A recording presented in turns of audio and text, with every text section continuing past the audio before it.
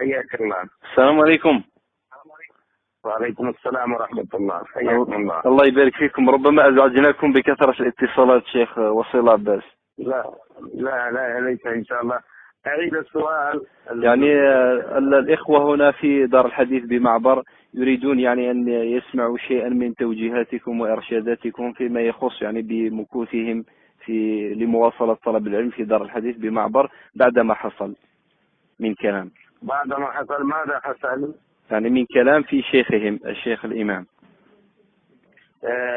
يعني تكلم بعض المشايخ على أي شيء تكلموا، هل في دينه وإيمانه أم بشيء آخر؟ بارك الله فيك. يعني تكلموا فيه بسبب التوقيع على تلك الوثيقة.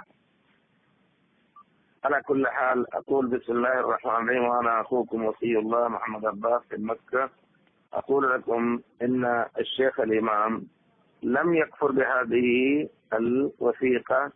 لا شك أنه رجل ثابت على منهجه ولم يغير ولم يبتدع، ومنهجه السلفي واضح.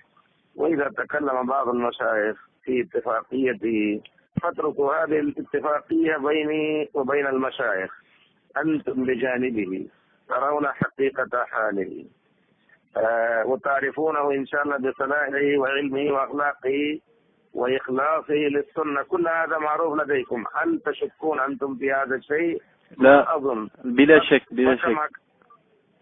فكما كان أولا وهو باقي، فكيف يفكر بعضكم أنه لأجل قول بعض المشايخ وهم بعيدون عنهم وعنكم، أو بعيدون عنه عن الشيخ وعنكم، آني الذين تكلموا على الشيخ الإمام، فكيف تتركون هذا الشيخ الكبير وتفكرون أن تتركوا بعدما كابدتم، تتركوا اليمن والمعبر ودار الحديث بعدما كابدتم التاب وتركتم أهلكم وبلدكم، ربما تلاقون صعوبات حتى هناك.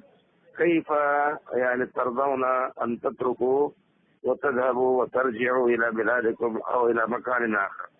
وأقول لكم المشايخ لم يصرحوا من أنه لا يؤخذ من الإمام العلم. أظن ما أظن تكلم أحد بهذا. فلذا على كل حال نوصيكم أن تكونوا كما وصلتم من هذا المكان البعيد في اليمن في المعبر، فاثبتوا هناك واجتهدوا في الطلب والتحصيل بالإخلاص لوجه الله تبارك وتعالى، واتقوا الله ويعلمكم الله إن شاء الله. أخوكم وصي الله، والسلام عليكم ورحمة الله وبركاته. الله إن شاء الله. يعني هذا التسجيل يعني يسمعوا الإخوة هنا في معبر فقط أم ينشر أكثر من هذا؟ لا، ولو نشرتم في الدنيا ما يضر إن شاء الله. إن شاء الله. الله يبارك فيكم. أحسن الله إليكم. جزاكم الله خيرا. والسلام عليكم. عليكم السلام.